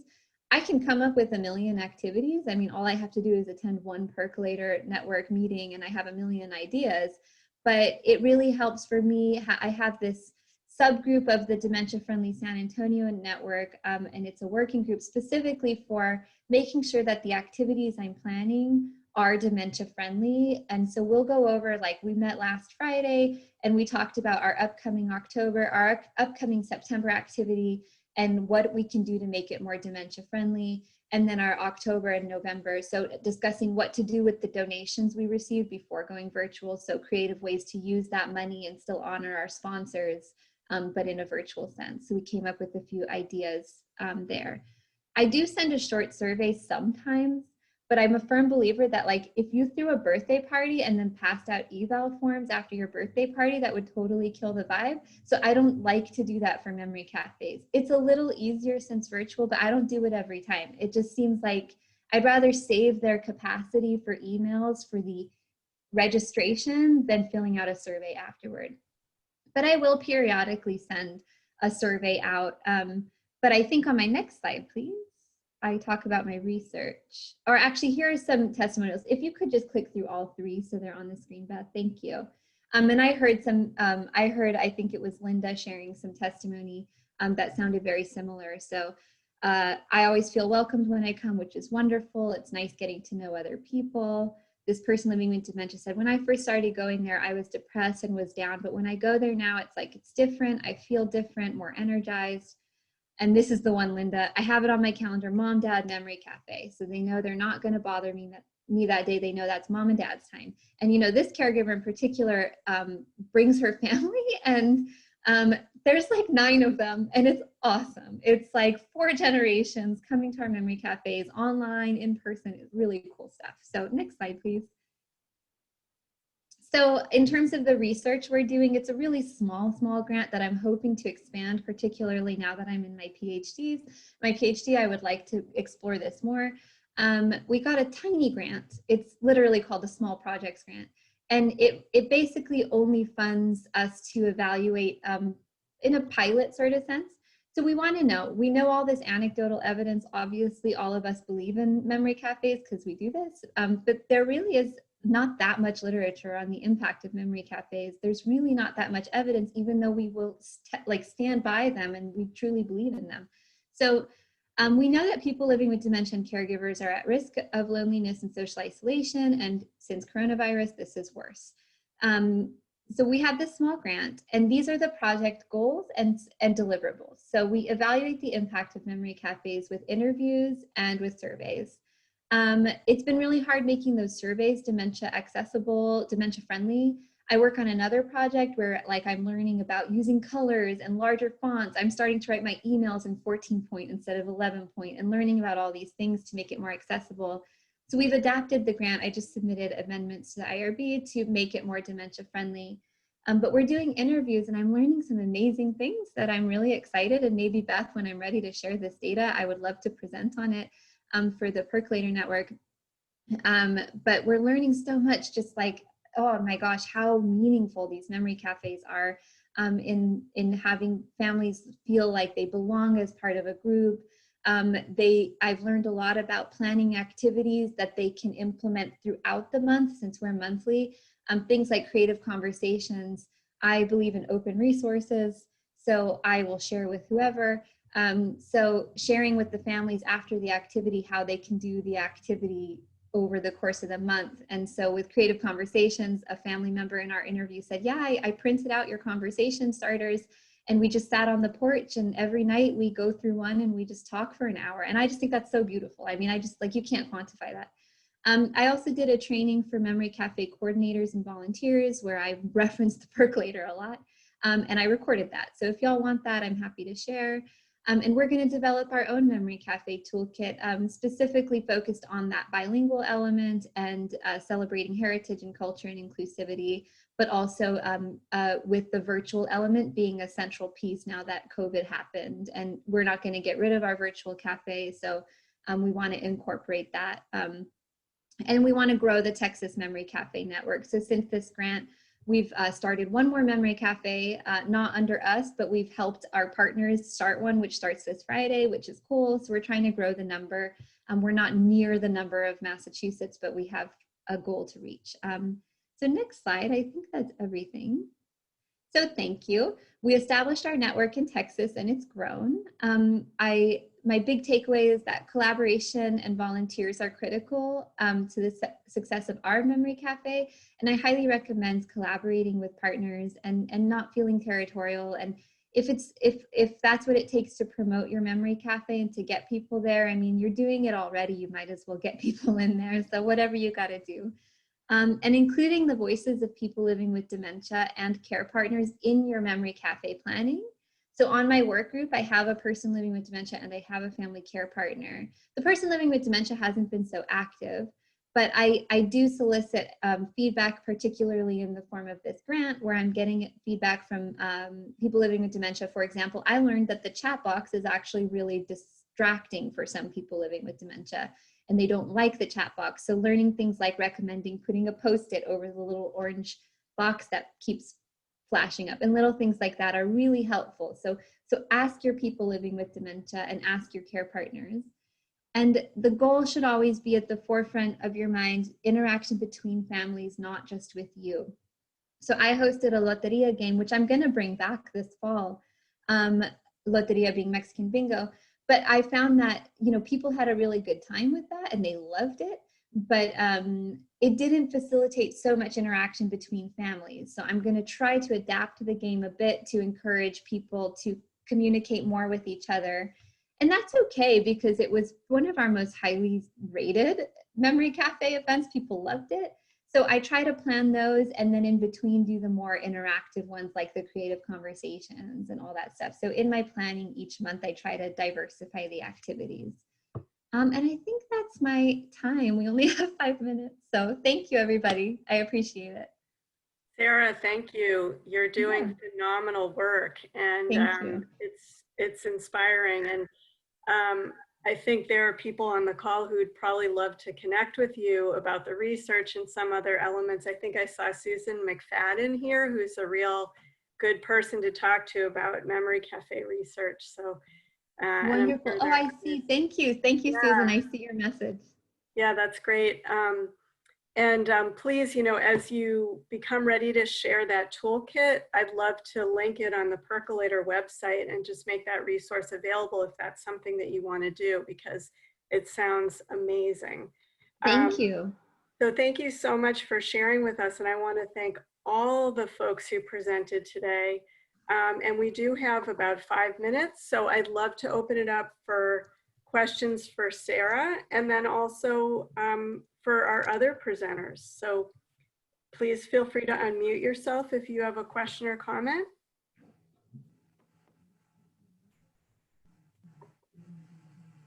I'm seeing the chat saying, great work, great work, great work. Go ahead, Susan. Sarah, that was just amazing. Oh, thank you again. Gail. I appreciate you, Gail. And I'm thrilled about doing the research because there's so many things in dementia that are not evidence-based. And if we don't get that evidence-based in, we won't get funding. So keep up the good work, keep me in the loop, and thank you. Thank you, Gail. I appreciate it. I just wanted to say to Sarah, I love the part about how you said, don't keep it between just you and the person, and you know, include the caregivers, because I'm with the Hummingbird Project, and that's what we do is try to keep the PCAs so they can interact with their client when we're not around, and that's so much better for the client. So thank you for saying that. Thank you, Susan. Yeah, and I want to extend an invitation to all of you to our Memory Cafe on the 21st. We're actually bringing in a medical clowning program for our first time. So we'll see, it could be the most awkward memory cafe of all time, or it could be just genius. They're medical clowns who worked with people in hospitals at end of life. So I met with them and I was just blown away. So please, if you'd like to see that and potentially implement it in your memory cafes, join us. I'll put the link in the chat just right now. But yeah, please do join us anytime. Fantastic. I just want to respond to a couple of things I've seen in the chat. There were questions about paid caregivers attending, and lots of cafes have paid caregivers attending either in person or helping out and attending virtually. And I'll just say from my own experience that I view them as Memory Cafe guests just as much as anyone else. We all know that they're among the hardest working, most underpaid folks around. Here in Massachusetts, 40% of direct care providers are immigrants. A lot of them have to work multiple jobs just to put food on the table, and the kind of stress they're facing under COVID is enormous. So I just encourage everybody to, you know, see the paid caregivers as guests and have them fully participate. I think for everyone who attends a cafe, it's a chance to have modeling of dementia-friendly communication and to see how the creative aspects of our cafes can really enliven people, and also to have a little respite. And goodness knows the paid caregivers need that. So that's just my little soapbox moment. And there was also a question for Linda about what it was like working with the town to get permission to meet under the tent. So Linda, I don't know if you could speak to that. So we contacted the Department of Health to get approval, and we knew exactly what we had to do. We had to keep everyone 6 feet apart. You know, we had to sanitize before and after. So they, you know, no food at first and stuff. And they pretty much gave us a protocol to follow, and we follow it because we don't want to mess up anything. So we also have a town nurse that comes to the Memory Cafe as much as she possibly can. So, you know, there's another set of eyes that are looking at us. So we follow protocol and we stick to it. So thank you. I saw in the chat a question about telephone only cafes, and I will mention at our last quarterly meeting in June, we heard from several teaching artists who have made the transition to virtual, and Gary Glazner, who is the founder of the Alzheimer's Poetry Project, talked about the poetry parties that he does, which are strictly over the phone. So that might be a model for you to look at. So you could look at the slides and the recording from the June quarterly Percolator meeting, and Gary's contact information is in there as well. And he's very happy to work with cafes to design something over the phone. So I'm aware of the time. I'm aware that it is now 3:30. How did that happen? That happened so quickly. And I don't see, I might be missing them. I don't see other questions in the chat. So I just want to really thank all the presenters so much for sharing your wisdom and your creative ideas. And I want to thank all of you for being here and spending this time together. We hope to see you again on Thursday, December 10th. But in the meantime, please be in touch. And let's just all do our best to support each other, because this is certainly a very challenging time, but it's also a time where a lot of richness is happening. A lot of creativity is happening. So thanks to all of you for what you're doing. Take good care, be healthy and safe, and we'll see you soon. thank you. Thanks very much.